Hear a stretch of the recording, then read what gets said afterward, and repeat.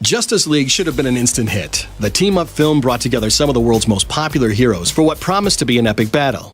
We'll do this together. Unfortunately, the movie ended up disappointing in its opening weekend, pulling in just $94 million. The sum pales in comparison to the rest of the DCEU, representing the smallest opening for the budding universe to date.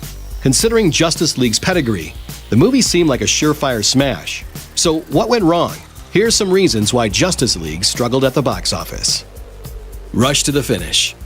By the time Marvel brought all the Avengers together in 2012, fans had already gotten to see the main heroes in their standalone features that explored the depths of their characters separately. With Justice League, however, DC had only introduced a couple of the central heroes with their own picks before the superhero smash, which meant characters like Aquaman, Cyborg, and The Flash were all virtually unknowns and given rushed intros, which may have hampered the audience's emotional investment in seeing them team up. I just pushed some people and run away.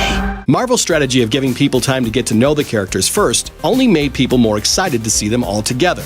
So DC may have been better off taking time to give them all solo flicks before getting to the group action.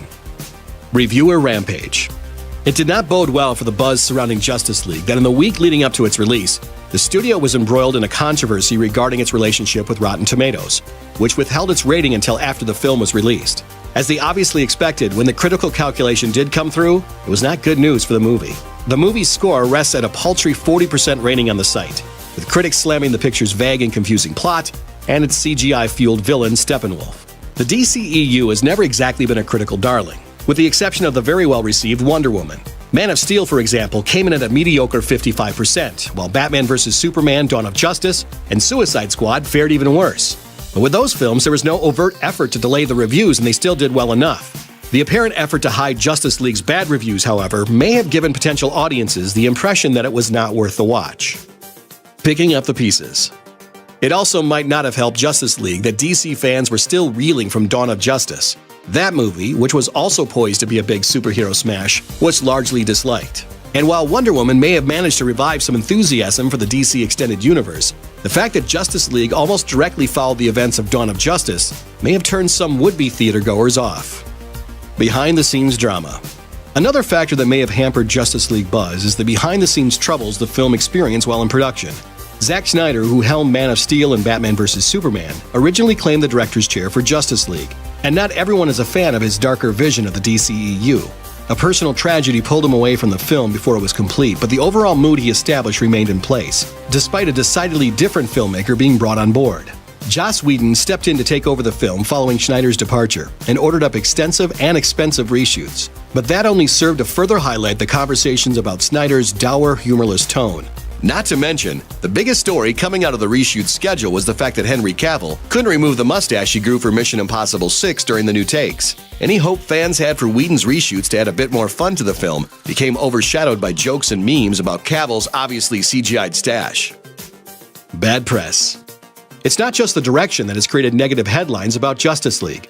For one thing, its main star, Ben Affleck, was hit with sexual misconduct allegations after groping Hillary Burton during an appearance on Total Request Live in 2003, which he only made worse by making an ill-timed joke while doing an interview as part of the Justice League's press tour. What would you get up to if you had like Supergirl or joining the team? I think it would just create a different dynamic, you know. When you following the news at all?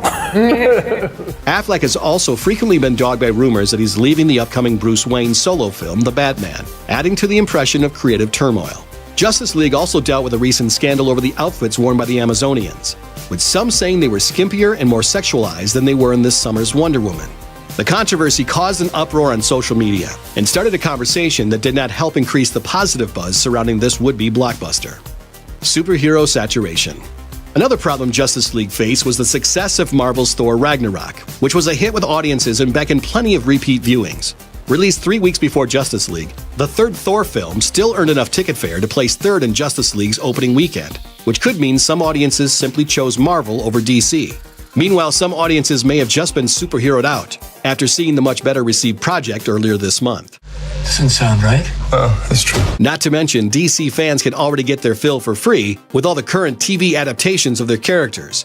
And Marvel's small-screen treatment of The Punisher was also conveniently released in competition with Justice League, which may have meant superhero fans stayed home to get their fill of vigilante fun from the comfort of their couches instead of coughing up the cost of a ticket. The DC decline. Hardcore fans are definitely still turning out for the DCEU. but more casual moviegoers may be starting to tire of the drama. Bad press and bad reviews have given the entire universe a negative reputation, and some people may be starting to get turned off. The others, where are they? With Justice League's second frame taking place over the lucrative Thanksgiving weekend, the film may just be able to hold strong throughout the rest of the month and set the DCEU up for success in the future. However, if it doesn't, reports suggest there could be ripple effects for the franchise's future.